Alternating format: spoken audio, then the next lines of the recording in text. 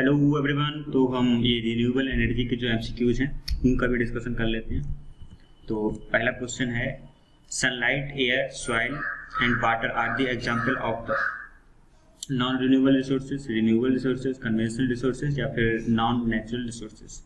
तो ये फिर आंसर हो जाएगा इसका रिन्यूएबल रिसोर्सेज। ठीक है, ये सारे एग्जांपल रिन्यूएबल रिसोर्सेज के हैं। और दूसरा क्वेश्चन है, the resources are the inexhaustible as they are replaced by nature are known as. जो इनहेक्सिटेबल मतलब जो कभी खत्म ना होने वाले रिसोर्सेज होते हैं वो अगर नेचर से रिप्लेस करेंगे तो उसको कैसे रिसोर्सेज बोलते हैं? इसे बोलते हैं रिन्यूएबल रिसोर्सेज। ठीक है। नेक्स्ट क्वेश्चन है, what are the material that do not decay and remain in the environment called. मतलब जो खत्म नहीं होते हैं और एनवायरनमेंट में बने रहते हैं, इस टाइप के मटेरियल को क्या कहते हैं? इसको बोलते हैं हम नॉन बायोडिग्रेडेबल वेस्टेज। ठीक है, जो डिग्रेड नहीं होते हैं हमारा जो भी एनवायरनमेंट है उसमें। तो अगला है, solar energy can be converted directly into electric energy with the help of. मतलब सोलर एनर्जी को डायरेक्टली अगर इलेक्ट्रिकल एनर्जी में कन्वर्ट करना हो तो किसकी हेल्प लेंगे? तो इसके लिए आप लेते हैं फोटो इलेक्ट्रिक सेल जो होते हैं उनकी हेल्प लेते हैं। ठीक है, और ये तो मैंने बता ही दिया है रिन्यूएबल रिसोर्सेज। अब नेक्स्ट क्वेश्चन पे चलते हैं। Third, what is environment? Environment क्या होता है? तो our surrounding like land, water और एयर, ये सब एनवायरनमेंट होता है। Next question, solar energy can be use to cook food in. तो सोलर कुकर होता है वो इसीलिए होता है कि हम सोलर एनर्जी से खाना पका सकें। और what are the 3 R of the clean environment. जो हमारा क्लीन इन्वायरमेंट होता है उसके 3R क्या होते हैं? वो होते हैं रीयूज, रिड्यूस और रिसाइकिल। इसी को 3R बोलते हैं इन्वायरमेंट के। और नेक्स्ट क्वेश्चन है, solar energy can be used for heating of water through. तो किसके थ्रू हम सोलर एनर्जी को हीटिंग के लिए इस्तेमाल करते हैं? तो इसका आंसर हो जाता है सोलर वाटर हीटिंग सिस्टम या फिर photovoltaic cell, solar batteries, dry cell. Dry cell से नहीं करते हैं। हाँ, सोलर बैटरीज जो होती हैं उससे भी पानी गर्म नहीं करते अपन लोग।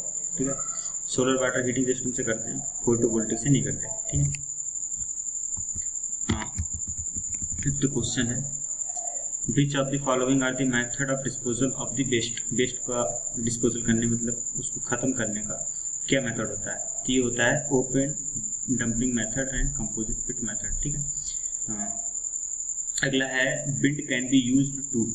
तो मतलब जो विंड है उसको किस लिए इस्तेमाल करते हैं? तो जनरेट इलेक्ट्रिसिटी, हाँ इसलिए भी करते हैं। ऑपरेट फ्लोर मिल इसलिए भी करते हैं। और ड्रा अंडरग्राउंड वाटर, ये तीनों होते हैं। तो आंसर हो जाएगा all of the above. Next है, a small water body is known as. मतलब छोटी वाटर बॉडी को क्या बोलते हैं? इसको बोलते हैं पॉन्ड, मतलब तालाब।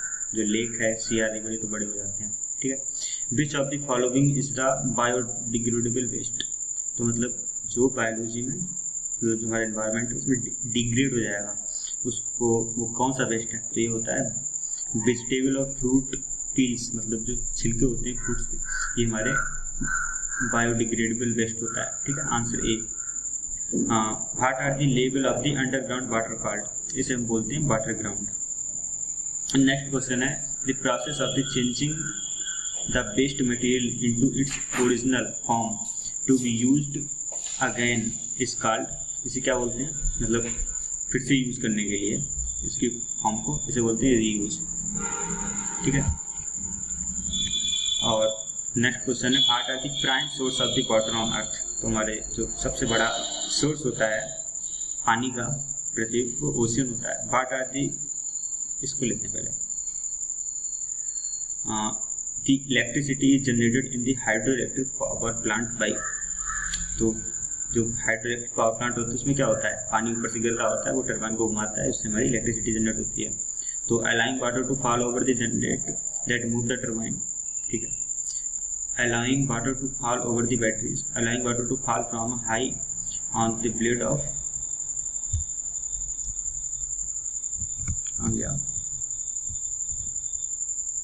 Blade of a turbine which move a generator, ये बिल्कुल सही, सी आंसर हो जाएगा इसका, ठीक है।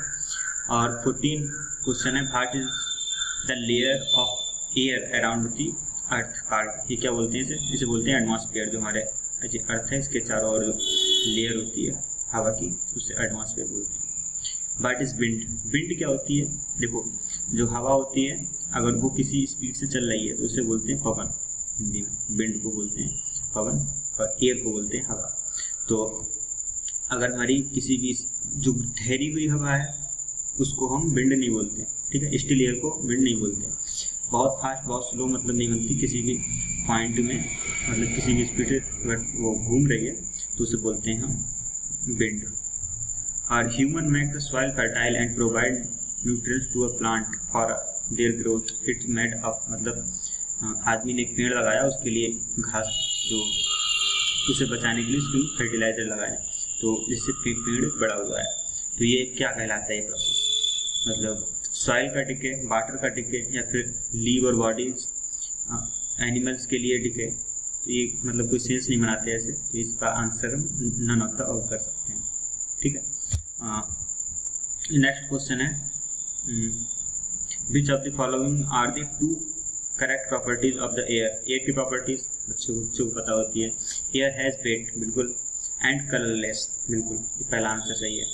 हाँ, air is the taste and invisible, taste नहीं होता इसका। एयर हैज नो प्रेशर होता है, it is a tasteless and mixture of the many gases, हाँ इट इज नॉट टेस्टलेस, तो इसीलिए गलत हो गया, ठीक है। व्हाट इज सॉइल, सॉइल क्या होती है, the lower most layer of the earth, बिल्कुल गलत बात है। द मिडिल गलत, अपर मोस्ट बिल्कुल सही, तो इसका आंसर सी हो जाएगा। तो इसमें तो इतने ही थे, तो आई थिंक आपको समझ में आया होगा। अगर कोई प्रॉब्लम है तो आप उससे पूछ सकते हैं। Thank you.